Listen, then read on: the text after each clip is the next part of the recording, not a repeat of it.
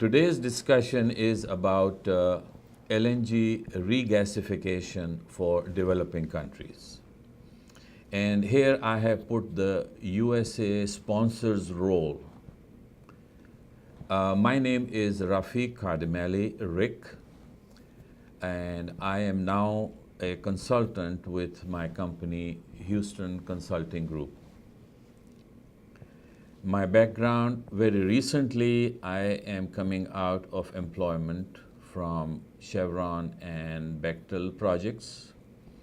Prior to that, I was interface manager with McDermott, with SBM Offshore, Wison Offshore, and I am now in this new role as a consultant. I have tremendous experience. I am a BS mechanical engineer.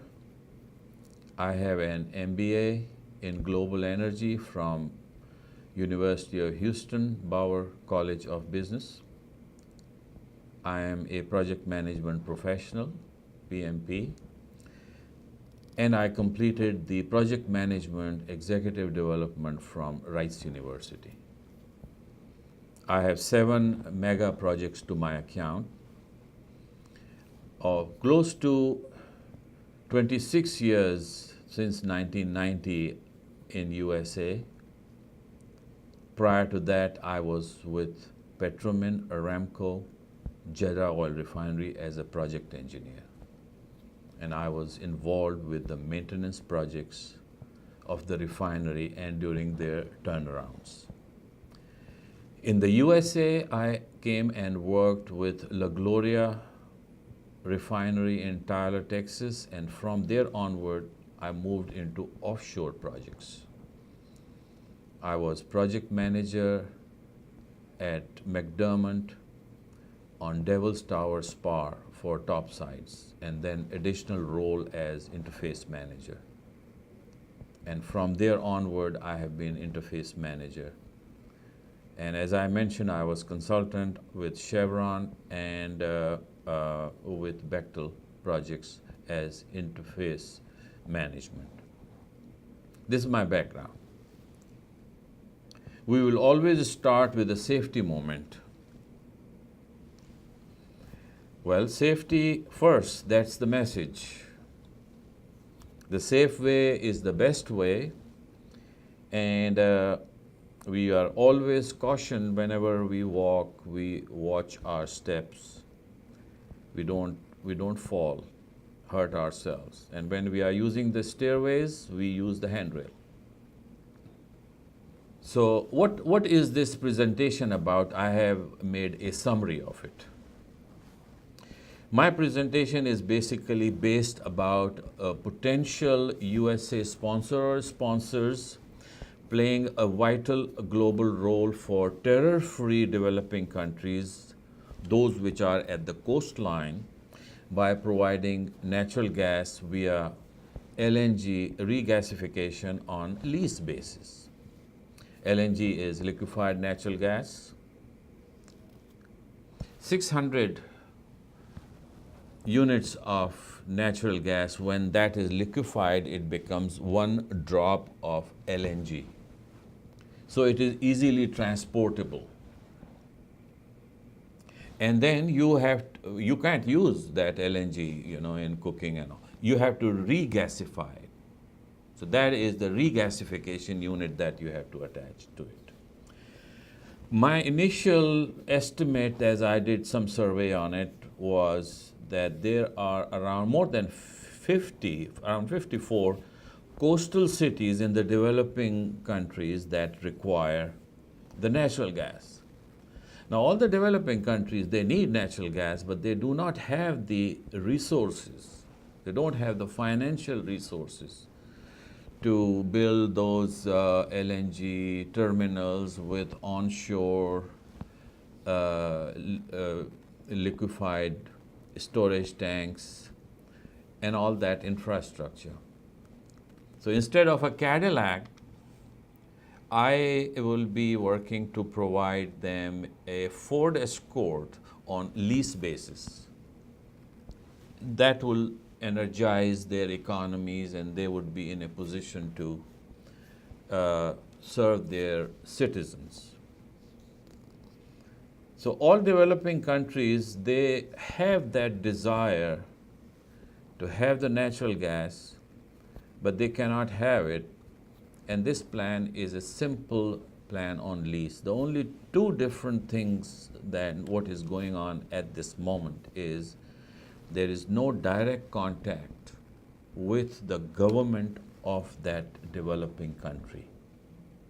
It is through the conglomerate company of that developing country whose job is to coordinate with the government, get the sovereign guarantees, get the permits, regulatory, whichever, and set up an automatic debit account through irrevocable, confirmed, and non-negotiable letter of credit type of instruments accepted by the financial agency through the international renowned and USA banks. These are the two different things than what is at this moment currently. A lot of projects are being installed, they deal directly with the government. This plan is independent of direct dealing with the government. It is through the conglomerate company, and the payments are not, the check is in the mail or 60 days or 90 days or no. Automatic debit. The moment the tanker has come and offloaded the LNG in the regasification storage or the additional LNG floating storage tanks as needed, and while they are in the turning basin to go away, they could use their app and they could pull the money out via automatic debit. Now, who are the major stakeholders in this plan? The first one being the developing country where the project would be installed. The next one, as I mentioned, is a conglomerate, and they are FCPA compliant, Foreign Corrupt Practices Act of the United States. In that developing country, they are responsible for obtaining the sovereign guarantees and permits and regulatory, etc. The next one is the financial agency who will be funding the project. The next one is the fabrication yard where the FSRU, the floating storage and regasification vessels would be fabricated, or the LNG storage barges will be fabricated, or the LNG tankers will be fabricated. And they all are owned by the operator company. The next one being the EPC, the engineering, procurement, and construction company, those who will build the receiving terminal. This is the only CapEx project in this entire game. There's no other. CapEx is capital expenditure project. There's no onshore storage at this stage. Down the road, when the country develops to take care of the HES, the health, environment, and safety, and the welfare of their citizens, and improve their economy, that they would say, okay, now we have the funds that we could build our own onshore storage tanks. So that would be similar to more or less the LNG facilities going on. The next one being the operator. Operator is responsible for the regasification operation, the supply of gas, the supply of FSRU, the supply of storage tanks at the terminal.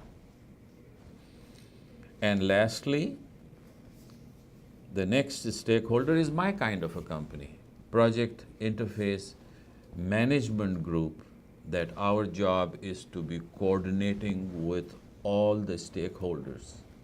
And as I mentioned, that we will be the one who will be tying the tails of these wildcats, or I would say connecting the dots.